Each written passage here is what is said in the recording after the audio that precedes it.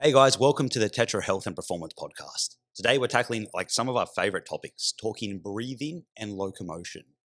Um, James going to open up with something pretty cool here. I feel like as a coach, we look through a certain lens, and the lens being a movement lens. And when you're looking at through the movement lens, you can actually see so much about someone's health and where they are in space at that moment in time. You can watch how they interact with their environment, their posture, their variability, someone's ability to rest and down-regulate after a session, and their ability to work on and hone a technique calmly one moment, and then their ability to explode and do something powerful the next. This gives us a good insight to an individual's nervous system and pretty much, if you look at the body as systems, and there being so many different systems in play at all time, it actually gives us a really good insight into like how people are operating in their body. You find that with the body, when it comes to systems, and we're looking at the muscular system, the skeletal system, the hormonal system, all these things. When it comes to people's issues, issues in the psychological mind issues will have effect on the body and vice versa. And there's a good saying that I like where it's called issues live in the tissues. That's catchy. And it's kind of like all trauma and things like that all do play a part in this. And we talk quite often about this biopsychosocial model. And pretty much that comes to play in just looking at the body as a kind of a soul, a mind, how they interact with their environment and people, and how they are as an individual. Like when it comes down to physiology, psychology, their anatomy, the way they move and everything. And I feel like as a coach, you're looking through this movement lens at all points. And a good coach can really see a lot through the way that someone interacts with their environment and the way they move. All these multi-systems can get represented in, or what we can see it through is how they represent through movement. And we can measure movement with two major things, with how they deal with their breath and how that represents and where the restrictions are through breath and where they breathe into passively, and through the other lens of how they move, their gait, how they walk. And these are massive representations of that whole biosocial model. And with humans, we are always we're designed around survival, and we like to look at it this way. And this doesn't explain the whole picture, but it's a good little insight to the fact that we could live maybe months without food.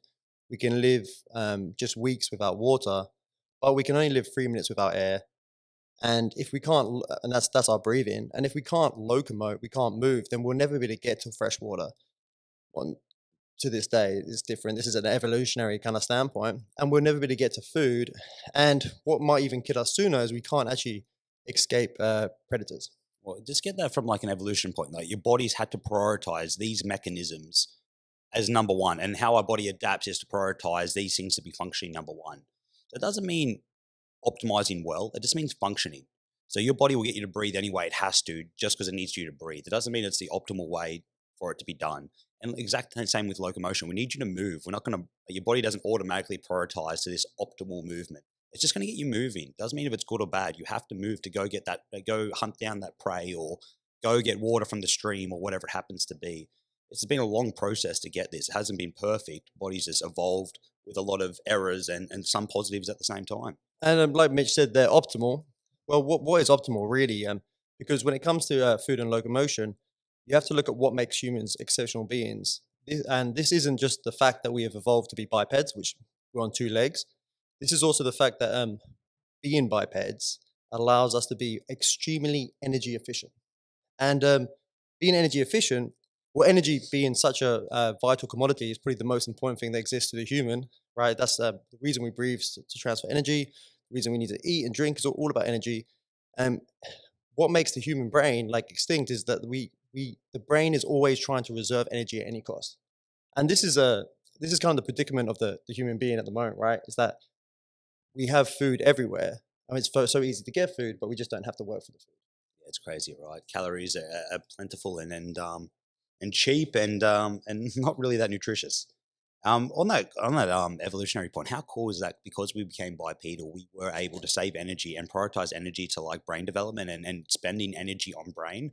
Kind of why we kick ass and why we do what we do, because so much of our input goes into like so many of our daily calories goes towards the brain and its functions. It's like 20% off memory of like your daily calories. So much It's more than bloody you amazing. think your brain has to operate that Yeah, actually yeah. needs energy throughout the day.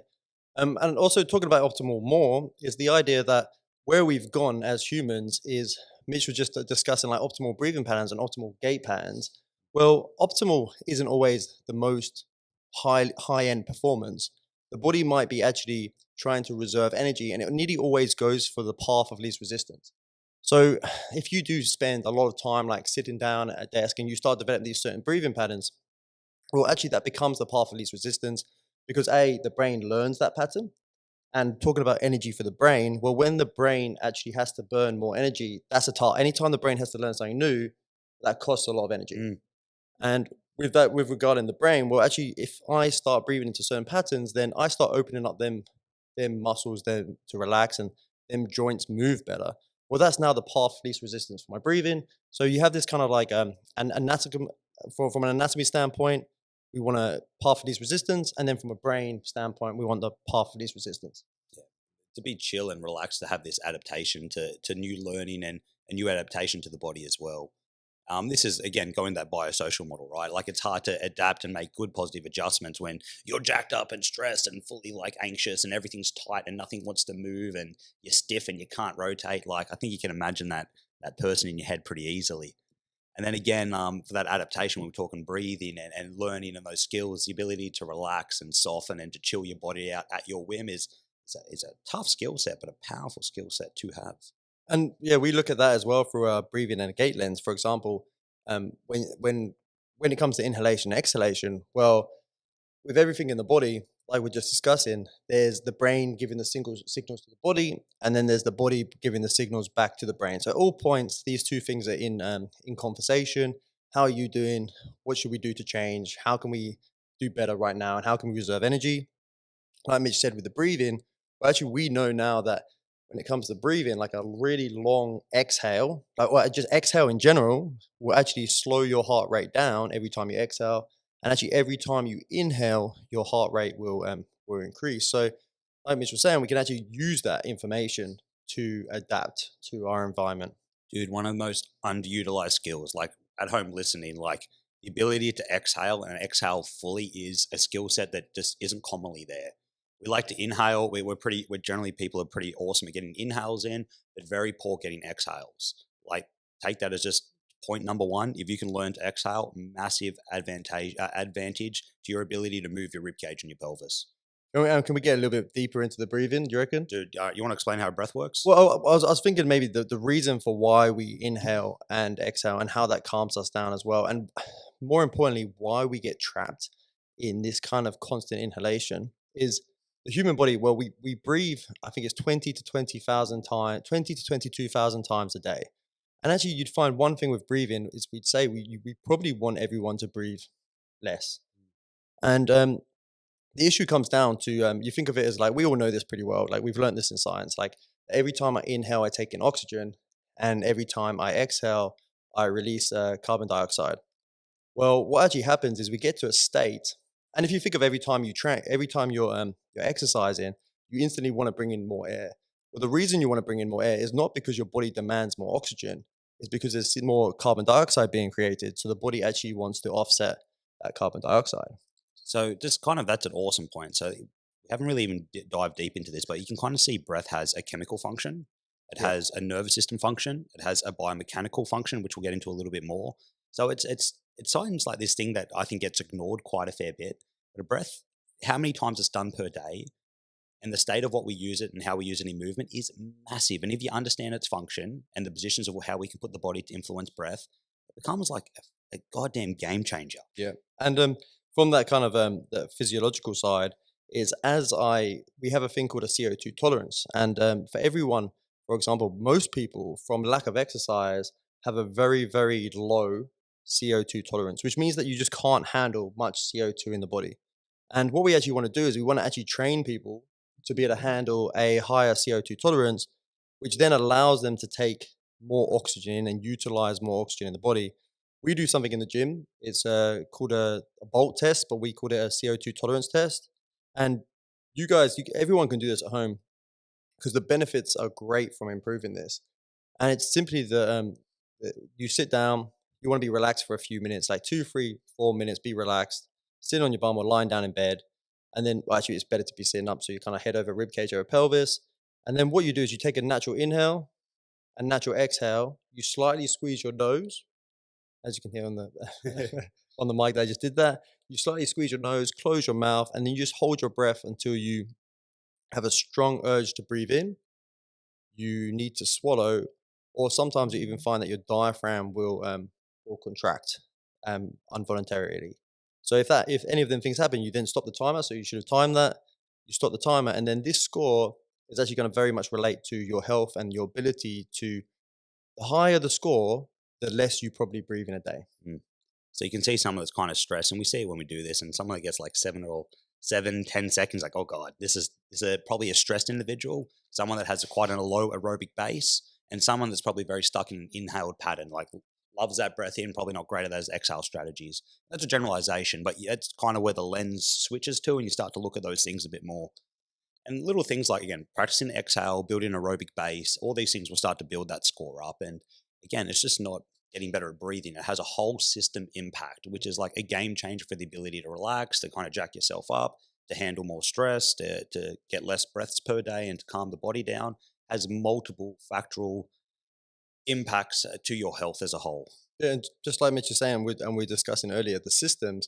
Well, the reason breathing works so well is it affects every single system in the body. So quite often when you influence people with breathing, you can't exactly put your finger on the system that it influenced to create the good change, but you know that you've created that good change through visualization. Cool.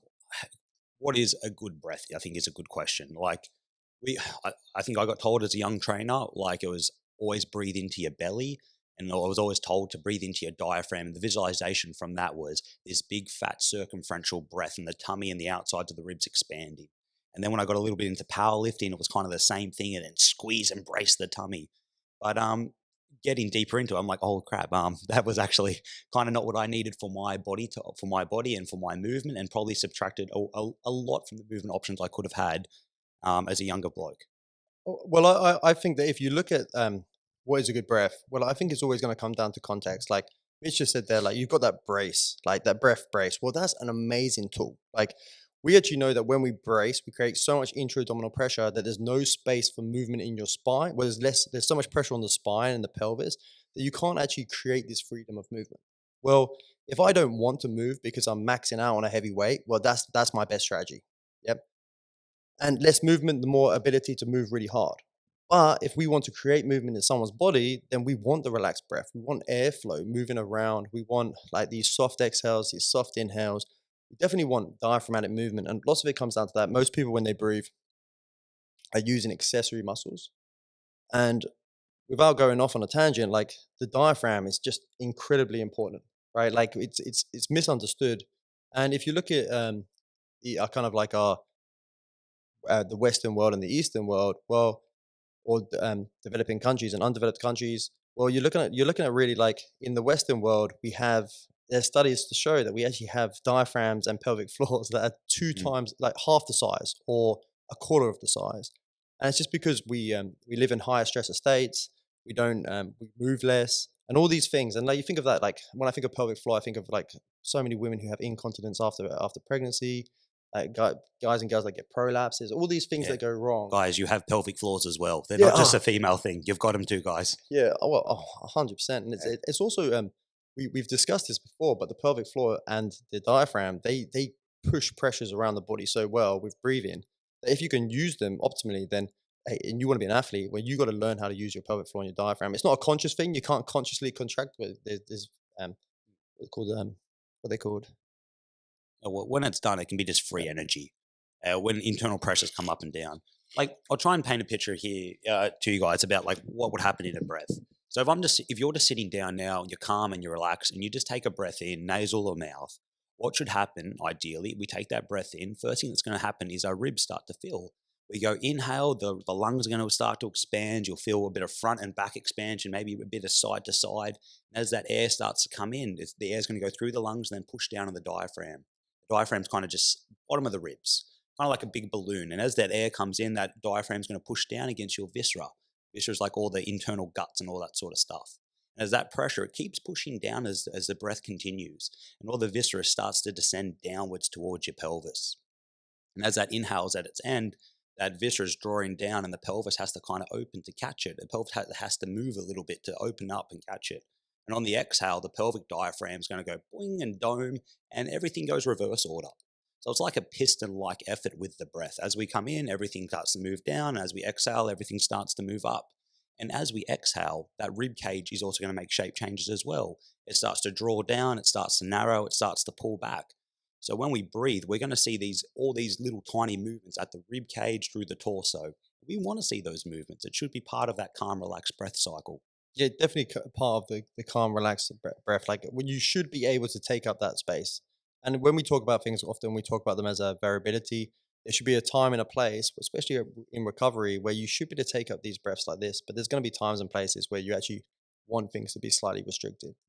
Talking about that, like as Mitch ran through that, what he actually mentioned was he mentioned that diaphragmatic movement. And talking again about the diaphragm and the pelvic floor, is what you find is from a good breath, we can use the diaphragm, which has this big connection to the spine and is actually the main spinal stabilizer to relax things like when people have overactive low back muscles and stuff like that. And they should be actually using their diaphragm as the stability for the spine.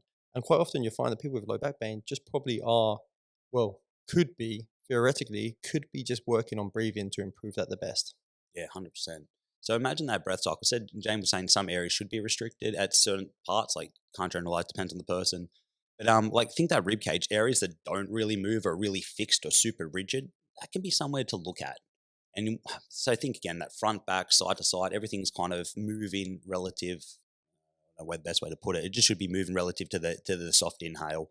So we lack movement options in that rib cage. Guess what? Cool thing, rib cage and pelvis, they kind of mirror each other.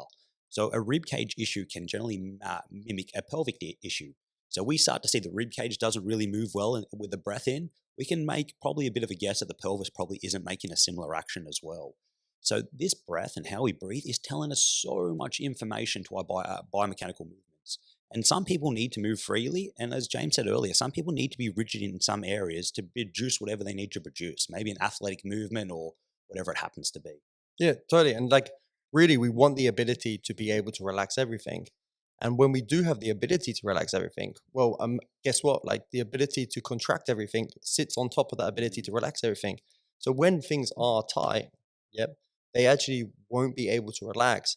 And the way that the human body works is we like to yield, like we like to relax into movements first. So we like to lengthen before we contract. And you'll find that when people are too contracted in certain places, what they need to do first is they need to be lengthened and then they need to contract. And we have situations there where we see people who are just sometime, and this you can look at this in so many different ways, but we have some people who are just overly generally too tight, but they're never going to be tight everywhere. They're just too tight overall.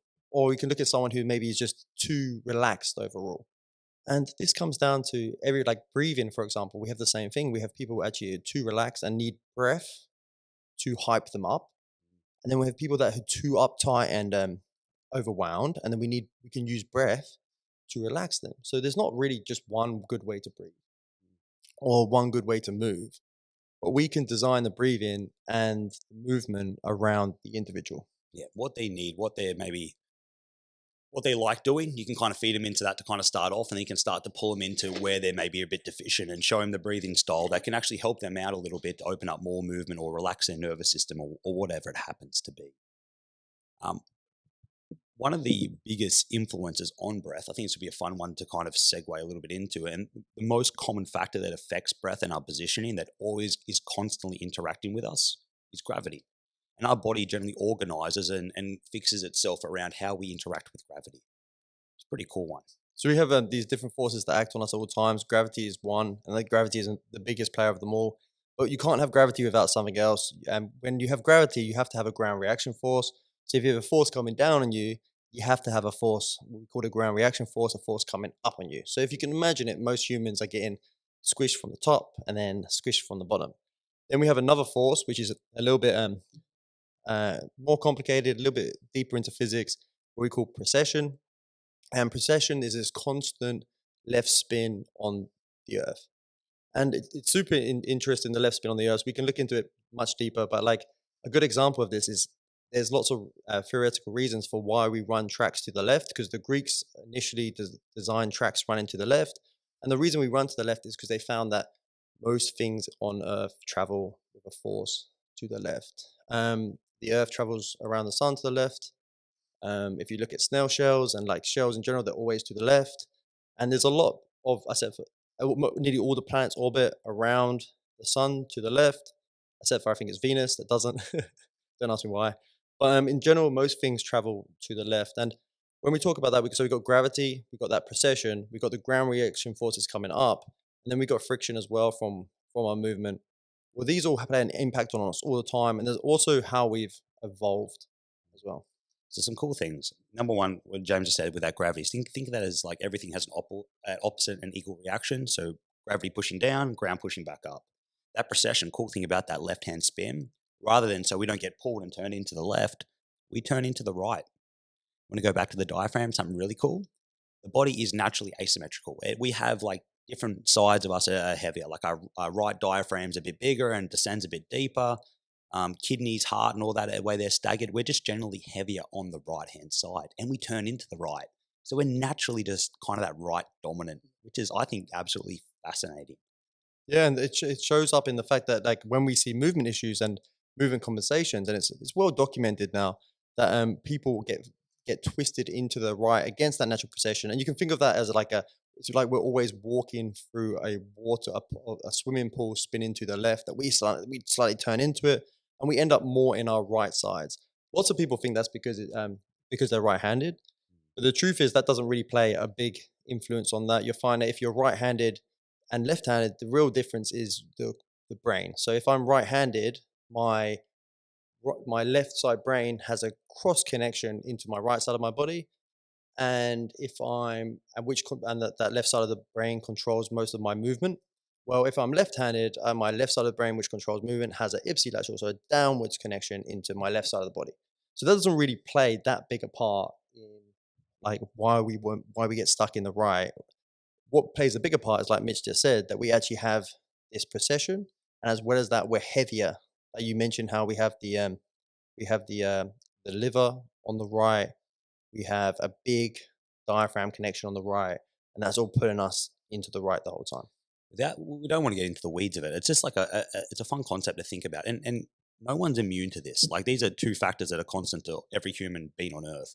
Doesn't mean everyone's stuck in their right. Some people like to sit into their left. Some people deal with it really well and can alternate between their hips without many issues.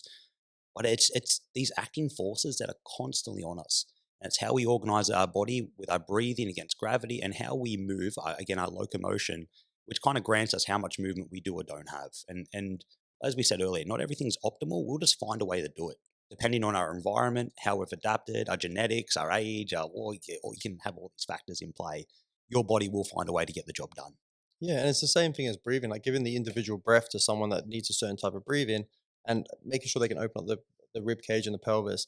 But it's the same thing with gait, with locomotion. Well, if people are pulled to the right, you'll find that some people get stuck even more there. And it's just looking at their gait patterns, which is the way they walk, and being like, hey, well, you don't have much of this. We're going to turn you into this. We're going to give you a little bit of this. Because as we've mentioned before, like as humans, to be the quote unquote functional, it's kind of like, I think of it like a square peg through Mm. a circular hole. If you can't make up a certain shape, well, we want you be able to have variability. We want you to be a square peg or a circular peg when time demands it. A really interesting one will be fun to kind of go into because we're right on this pattern here at the moment. Is like we said, there isn't a wrong, but it's only wrong, I guess, when you represent movement limitations or like you're hurting or things of that nature, and you need to find other strategies to move. I think one of the most common strategies we find is people love to orchestrate their body weight very forward. Like their weight loves to sit on their forefoot. Now you think if all your weight's on your forefoot, your body's going to fall over if you don't do anything about it. You need to offset something to try and stay upright.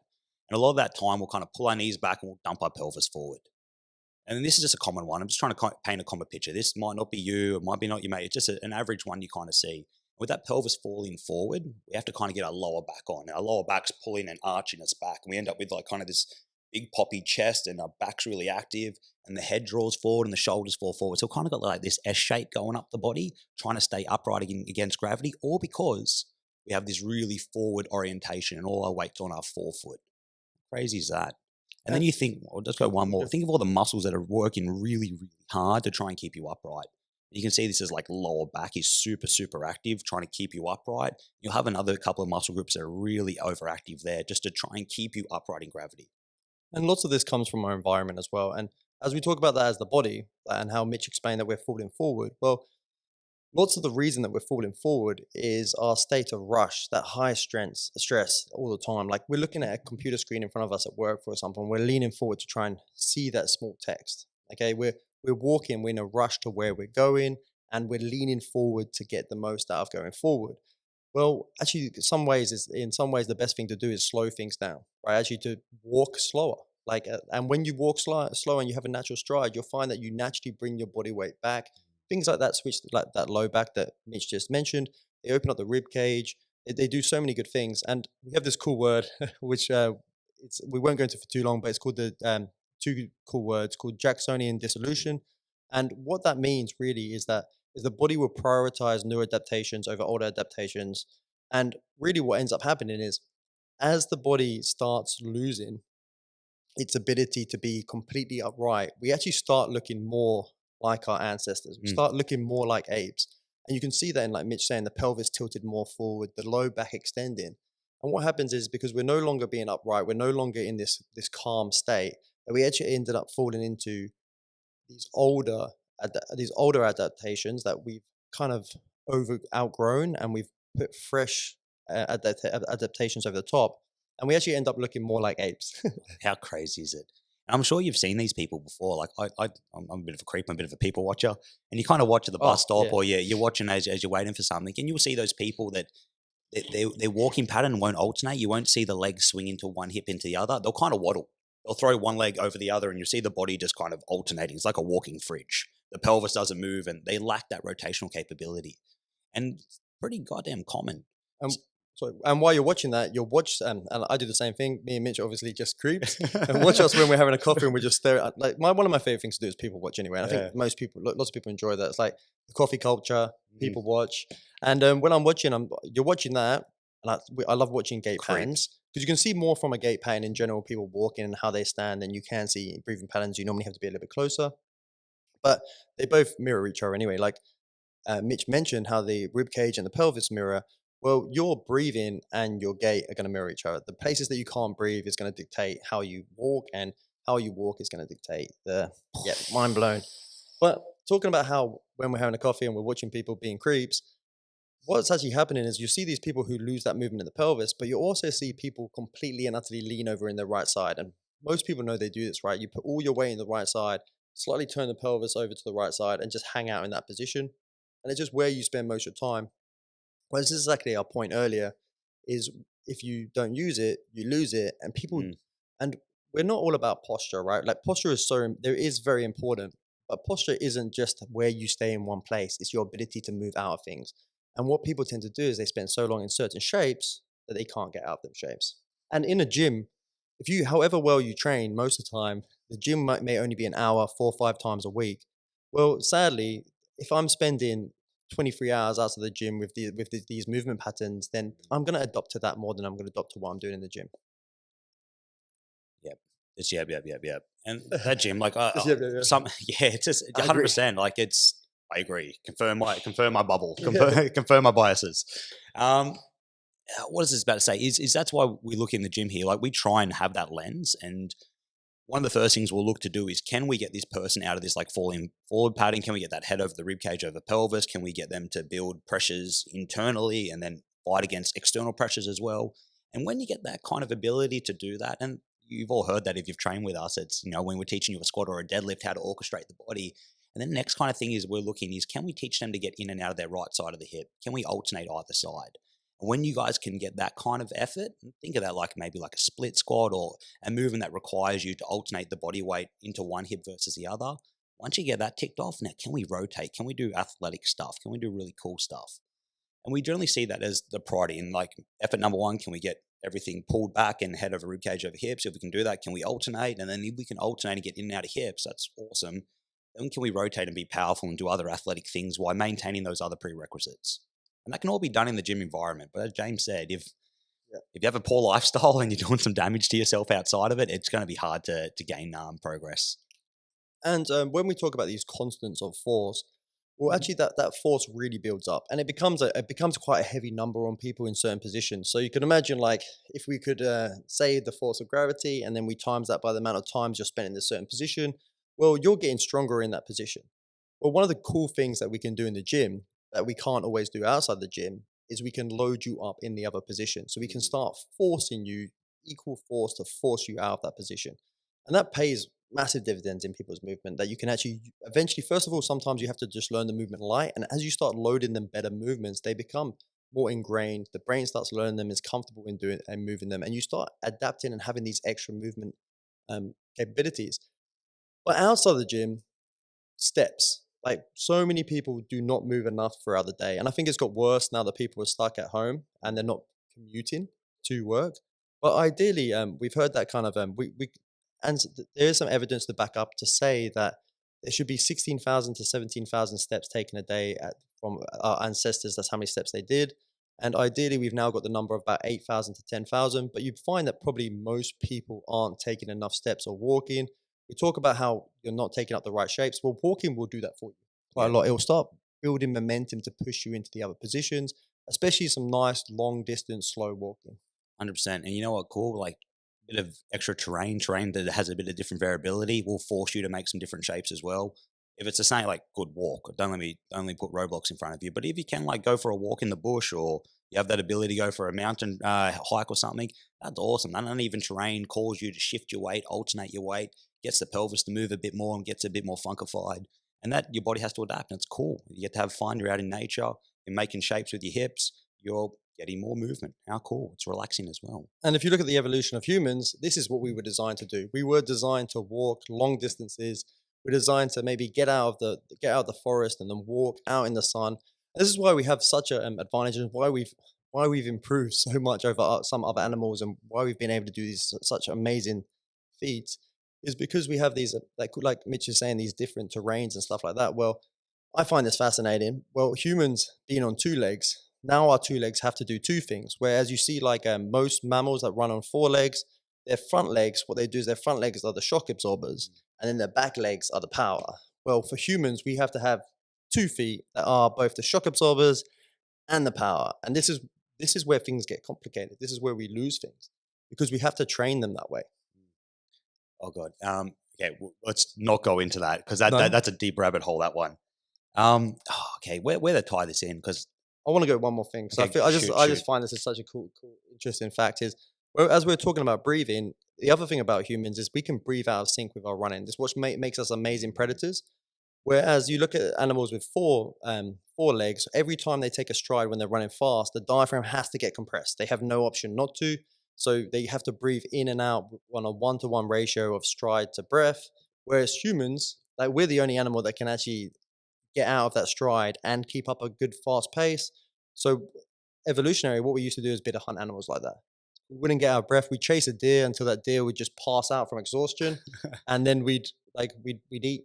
Go humans. Yeah, Yes. it's Win. impressive. Win. On breath, like you want to go some of like the other subvariants, so like because this isn't a new thing. Like manipulating breath and seeing breath's influence on the body has been around for freaking ages. I'd say one of the most popular recent ones is probably like Wim Hof, and like Yeah, kind of like that definitely. controlled hyperventilation and it having an effect on your autoimmune system. That's kind of like the whole claim through the Wim Hof principle is that you can kind of upregulate your autoimmune system. And in very much that word autoimmune, it does its job without you influencing it, and you can't influence. Their whole claim is through breath work, you can kind of get it to spike up and have a higher response. I'm pretty sure their whole style is like almost controlled hyperventilation.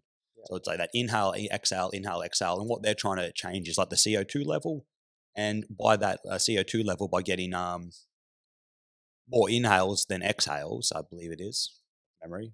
No, fully exhales, controlled inhale. So getting oxygen in and CO2 out.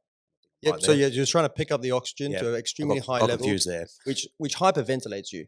Yeah. And that hyperventilation creates a stress response in the body, which will wake you up and make you alert. And like we're saying, like, that can be perfectly placed for some people.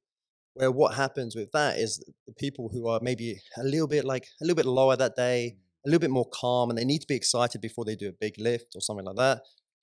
Well, we can use that hyperventilation to hyperventilate someone and get them like excited and go. Going. But the issue is I know this. Getting into this is most people are overly hyperventilated already because we have a low CO2 tolerance. What ends up happening is we take too many inhales in a day, and that hyperventilates us throughout most of the day. So we find that most people are already too hyperventilated and don't need that strategy, but some people do. Oh, 100%.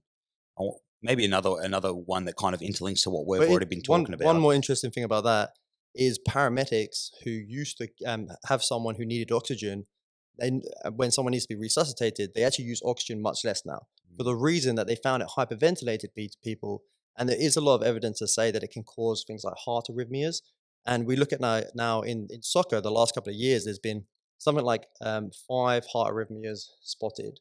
And what we're seeing is this inability for people to have a high CO2 tolerance and actually breathe in too much. Even being a professional athlete doesn't mean that you probably don't need to slow down your breath. 100%. And like that example through the Wim Hof stuff and that, and to see how much that affects your system, as in not so much that doesn't really claim anything biomechanical. Its whole claim is more immune system and the functionality that's happening behind that and nervous system state. I think another really kind of interesting example maybe to go into with just the history of breath and how it's kind of important it is like I hope I get the word right, but Batanko breathing, Bateko. Particular, yeah. And it's kind of like we've even had people that we know like anecdotal stories of like fixing their asthma through these breathing styles, and that's crazy. That's like a disease fixed through breath. And I know in the early days, the early practitioners of it even used it to try and treat things like sciatica and stuff, not sciatica, scoliosis, and using breath through a biomechanical lens to kind of recorrect the spine and try and create pressures to kind of influence better movement potential. And this thing's been kicking around for like, God, it ain't new. Well, but Batekia actually came about during the Soviet space race. Oh, there we go. So his job was to teach the astronauts how to utilize more oxygen by breathing in less oxygen. How good. And that's where he came up with the method. And Batekia is a big believer in like nasal breathing.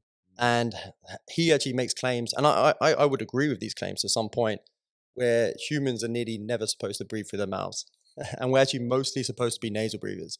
And going off Wim Hof, who's very much about hyperventilating yourself, well, nasal breathing pretty much does the complete opposite. Yeah. You want to do gears of breath? It might be like kind of like Yeah. McKenzie-ish here. Well, like so first of all, a bit about nasal breathing. Cool things about nasal breathing. When I breathe in through my nose, I introduce nitric oxide into my breath, which actually opens up all my blood vessels and allows me to take more blood in. When I breathe in from my nose, I can't take as much air in. So when I breathe in from my nose, what happens is the airway comes in slower. And as it comes in slower, you can imagine the diffusion is easier. Often when we rush a breath through our mouth, I breathe in so fast that the air rushes through and has no time to diffuse into the blood. So nasal breathing slows things down and it trains that carbon dioxide tolerance as well. A quick one too, just keep going in a minute, James. But it's springtime for all those who get allergies, nasal breath, man. Oh, yeah. You got those little nasal hairs that catch all the pollen for you. It's like your first line of defense for hay fever and stuff. So if you're a mouth breather, probably going to get cop that those allergens a little bit more. Nasal breathing, you got a first line of defense against it. Yeah, and nasal breathing as well as that, like with the allergies, blocks the air and also humidifies it for you. So it actually changes the air density and water rate of the air for your lungs. So nasal breathing for the win. Talking about hairs, there's interesting information to show that actually people in higher population areas have more nasal hairs. You know that For that exact reason, right? That's cool. Yeah.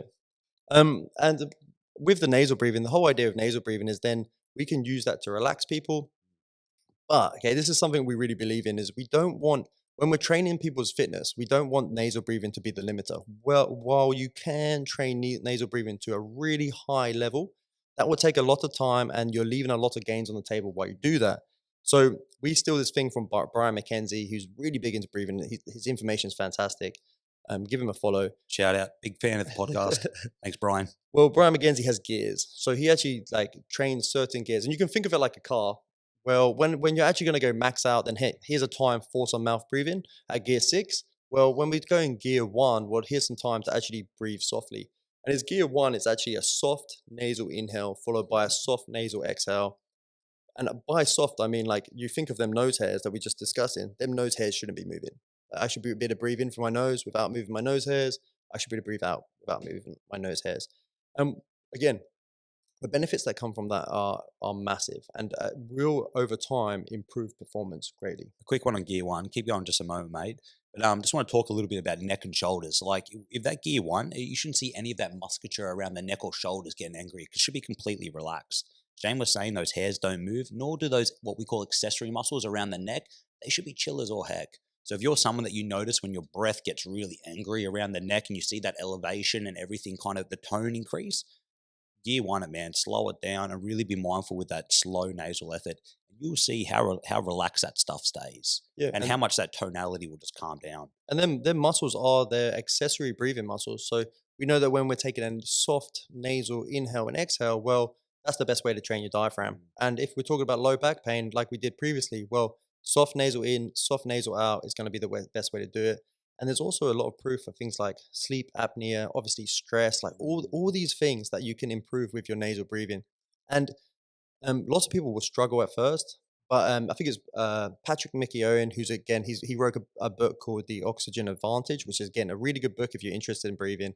And he actually he mentions that if you can breathe in for your nose for a minute, then you can breathe in for your nose for a lifetime. Because there is issues where people can't breathe in for the nose so well, where it could be like deviated septums and so on and things like this. But if you can breathe in for a minute, and say for example it's hard, but you can do it, well, you can train that, and that can be very well advanced. This is super confronting, like for some, and I'm a massive fan of it. I use nasal strips every night to hope open up the nose and open up the passage to get more oxygen in. And at the same time, I'm not recommending this to you unless like you really go do your own research. But mouth taping as well, like putting a slight strip down the middle of the lips, it just forces the mouth to stay closed and to force that nasal breath. Understand that can be quite confronting for a lot of individuals, but I'm a massive fan, and it forces that nasal breath in all night. As James said earlier, it disrupts the amount of times you can wake up for those sleep apnea individuals. And those little parts where you start choking and you can't manage your own breath, it forces you to use that nose and help upregulate success at night and staying relaxed and staying in that kind of gear one orientated breath, which is going to be a more refreshing, more recoverable sleep. It's going to be huge, that recovery impact. And like we spoke earlier about how our brain is continuously connected to our body. Well, our brain is always registering how much CO2 is in the body. So when the CO2 climbs up too high, that's when the body's going to start really breathing out a lot of air. So if we can build up the tolerance where the brain doesn't panic with high CO2, then we can breathe less, we can breathe more calmly, and you'd be amazed at how you respond to your environment. Well, nasal breathing is the best way to train that, and it's going to reduce stresses around you. You're going to react better to people. You're probably going to just be a more pleasant person in general. Have I got more pleasant since I've been nasal breathing? I don't know. But Subjectively, yeah, yes. yeah. Subjectively, I don't know. But overall, nasal breathing for stuff like that is absolutely an incredible tool. Yeah. Go a bit more because we were starting on that on like different gears. Like that's like that level one, that calm, soft. And as we start, like as you were saying earlier, James, like just staying in that does limit the potential for higher outputs. And let's think of someone that's absolutely bugging and absolutely on their ass. They're on their knees and their mouth breathing. Think you just did a big high output. You just ran 100 meters as hard as you can. You just played like your 30 minutes into whatever game and you've been working your ass off. You're going to need those higher end breathing strategies. You're going to be in through the mouth, out through the mouth, bent over posture. Like that's the end stage. And gear one being that relaxed, like super calm nasal breath. And then there's transitional stuff in between. And there's different times and places where you need to be at gear one or gear six or in between. So you're not going to limit yourself to one or the other. There's benefits all throughout those gears that are going to elicit different responses for what you need to do at that time. Yeah, and with that, your nasal breathing is going to be the best way to recover. Like you're going to recover so much. Like we speak about being able to handle a ton of training volume and stuff like that. Well, nasal breathe outside of sessions, and you will recover. And your next session, you'll crush it even better because it will drop your heart rate, and a low heart rate will end up helping you recover greatly. And as well as that, it's like in play. Like if I do exert myself to a point where I am really out of breath, well, actually hyperventilating myself by breathing in from my mouth over and over again is actually not the best strategy. I wouldn't try this on game day, but I'd practice it outside until you build it up. But actually being able to nasal breathe as recovery is always going to recover you faster than breathing in and out through your mouth. Huge. Take that as one of the biggest wins from today. If you can implement that into your lifestyle at the moment, it's honestly a game changer. And if that becomes a subconscious thing that you just automatically do, massive win. You might have to start by being conscious and like forcing and practicing it. Like James said, if you can just do a minute of it at a mindful, present effort, that is a massive step in the right direction because the brain is retrainable, right? You can retrain these patterns. It's like, I don't think anyone that's probably not untrainable to get back into these calm breathing strategies. But yeah, learning that is a massive step forward, and your recovery, your ability to adapt, everything is going to get a massive input from just learning to relax. So something I think is pretty funny as well is that when someone is stressed, we kind of have a saying, don't we? We have a saying of when someone's stressed and they get stressed, it's like, hey, just take a deep breath. Yeah, Well, actually, that is not the best thing to do when you are stressed, because if I take a deep breath in through my mouth when I'm stressed, what's going to happen? I'm going to stress myself out even more. So actually, the best thing to do is to take a long nasal exhale and a soft nasal inhale and breathe out for longer than you breathe in. And we're talking about Wim Hof earlier. Well, we have all these different types, and in the gym we use something called pranayama. And the idea of pranayama is you have an exhale that is longer than the inhale, so that rests your heart rate. Then you have a hold, or the hold trains your CO2 tolerance.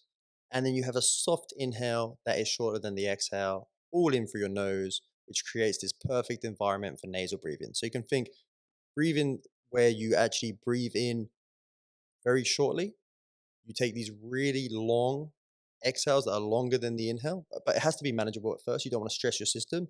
And then you hold the breath to build the CO2 tolerance. That's why pranayama is absolutely fantastic. I'm spacing out here. I know there's like a magic ratio. It's like something like a 3 in, 6 out, or something of that nature. Like they've done a bit of research on like some of the older kind of breathing styles, like the monk orientated stuff, like pranayama stuff, and they've kind of seen what they've already inherently been using and kind of tested it in the lab as well.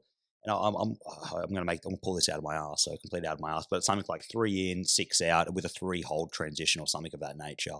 And it's just that, and I'm sure if you just be mindful of that right now, and then this is something you've never been aware of, you go, holy shit, that's a long time to breathe out. Yeah, That you want to be doing that subconsciously. that should definitely be the goal. But I find a lot of people are not capable of that at first. And it has to start off somewhere where you can still be relaxed with. So, like, even starting off with a 2 second exhale, a 1 second hold, and a 1 second inhale is perfect. Quite often, when we do little tests with people's CO2 tolerance, you actually realize that some people can't breathe out for longer than 2, 3 seconds. And they're definitely the people that need to work on this stuff. Mm-hmm.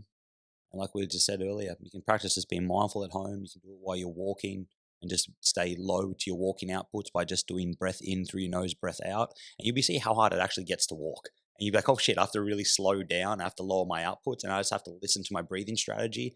And as soon as I lose that breathing strategy, I've got to slow down. I've got to just slowly build up my ability to put output up while I stay in nose, out nose. And honestly, you do that for a couple of weeks, you will improve massively. Do it like twice per week for like 6 weeks. You'll have massive improvements for at least about 30 minutes. Well, if you took two big things from today, like we've spoken about two very important things, and two of the big things that have adapted humans so well, right? That we are so different to other animals with, and these are things we've evolved around because they make us such amazing predators. And your breathing and your locomotion, your gait, and ideally, like if you could take two really big points from today, I'd say, okay, we want to breathe less. So we want to work on that. We want to nasal breathe. We want to work on longer exhales. We want to work on pauses of breath relaxed. And then when we're looking at walking, well, we want to walk more.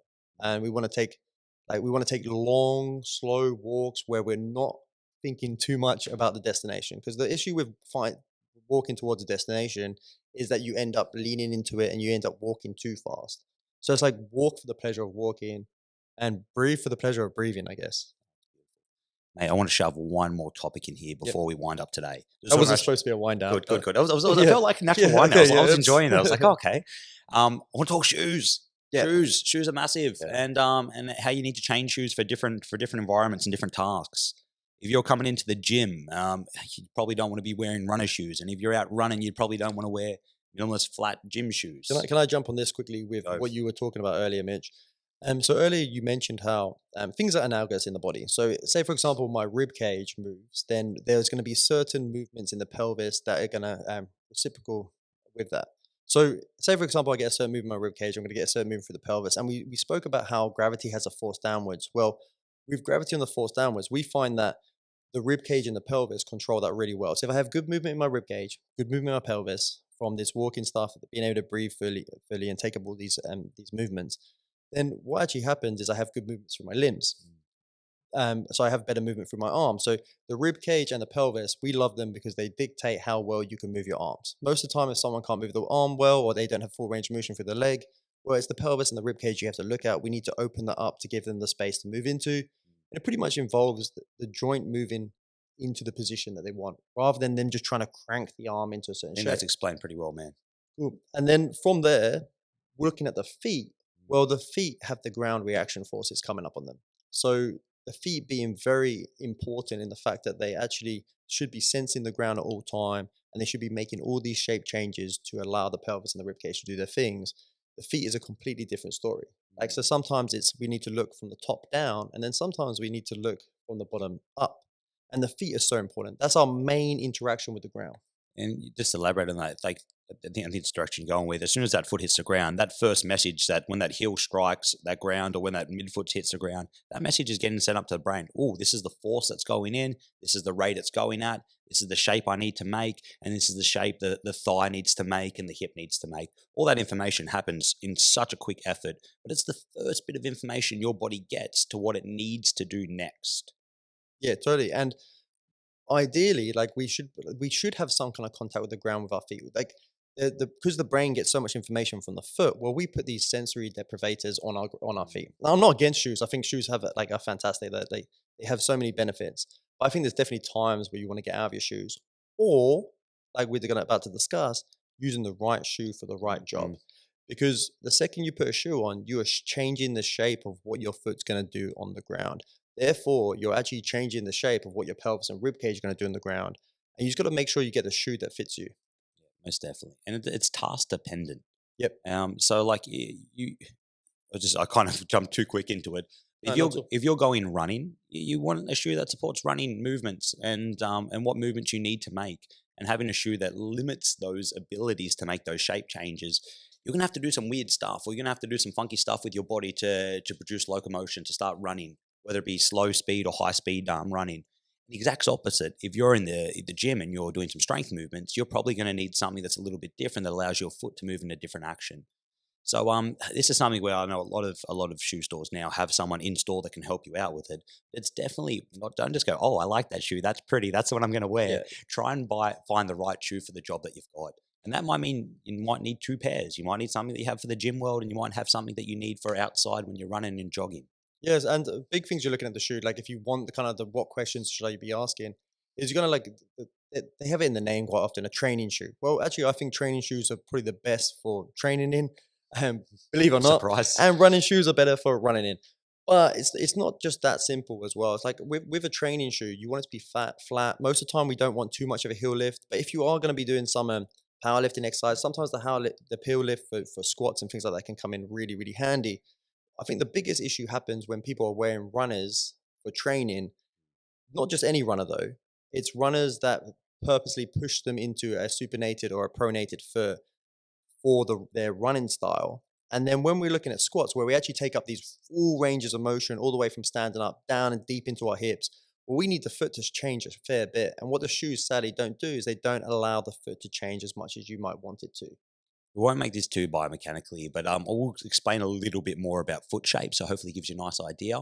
So like we want to make two major shapes that we want to see in the foot. One where we have contact through the heel, just underneath big toe, just underneath pinky and big toe itself. And the foot kind of, it's a little bit shaped, a little bit to the outside, a little bit rounded. Think like a little bit caved in the middle. We can see an arch. I think of it as two different bananas. But actually, the foot makes like a banana and an opposite banana. That's cool. Okay, banana foot. And as pressure travels over the foot will start to flatten, and you'll see those bananas get squished down and drop down and start to flatten.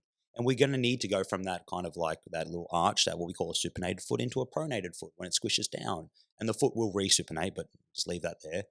And if we can't make these shape changes for the task we're doing, and that's everything, that happens in walking, that happens in running at different speeds and different outputs, and it happens in the gym as we travel through ranges of motion as well. So if your footwear denies you or just pushes you and sticks you into only one of those positions, you're not going to be able to make the other ones.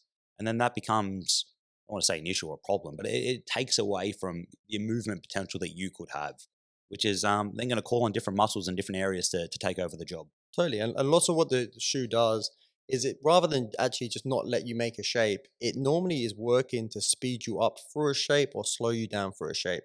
So we don't just say, okay, so I want you to make this shape. We're like, we want you. We notice most people run for a shape too quickly. They make the shape, but they get out of it really fast. Well, we actually need shoes to slow us down in them shapes. Like, without getting too complicated into it, it's very tricky to find the right shoe for people. But when you do find the right shoe, that shoe will also only be good to you for a certain amount of time. Because once you've worn it down, that shoe will now change complete shape. So you really have to look at, if you have a shoe that really works for you, like, give it a certain amount of time. When it's worn out, and you can look at the bottom of it, when you see that it's kind of changed shape to what you bought it at, you're gonna have to renew your shoes. So sadly, you shouldn't probably be wearing good run-ins for longer than, it's like 6 to 12 months, and then you've got to renew them. There's Oh, it depends on how much you use it, yeah, obviously.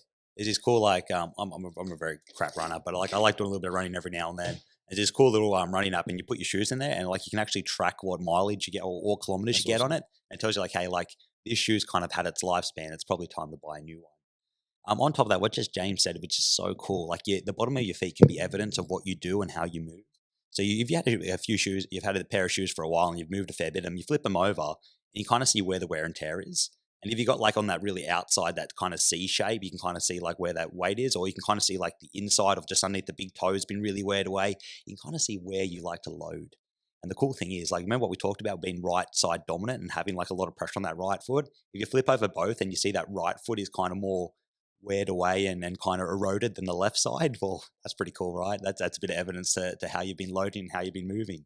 Exactly, that will tell you a story depending on what you're actually using the shoes for as well. So if you are someone who wears your runners but stands around a lot, then you might see a different story to someone who wears a runner but runs around a lot, only runs in their runners, or someone that actually trains in their runners or training shoes. So it's always going to tell you a story. There's always got to be the context involved in it to kind of then decide what maybe you want to do about your foot shapes. That's cool. It's really interesting. Super, super. Like we just discussed the other day how the Apple Health app, you don't even know it sometimes, but it's actually tracking so much of your information, and it tells you a lot about this stuff. It actually tells you a lot about your asymmetry. So it tells you how much time you spend maybe favoring one leg, how much time you're on two legs, how much time you're off your legs, your stride length, which is it's so incredible. There's a lot of information to be gained from that, and especially when it comes to what we've discussed, with looking at maybe how you could improve your journey and your fitness journey. And I think most of it's always going to come down to, just again, same thing: calm, relaxed breaths, steps. Get Fascinating. the steps. Like there's a fair few cool, like I'm being super biased and it's like, hey, yeah, I think we do good stuff. There's a few nuggets here. Like if you could replay like the breathing and how to calm down, how your breath should kind of move through the rib cage and how it descends down and comes back up, and how you need to change your footwear for what the job that you're about to do.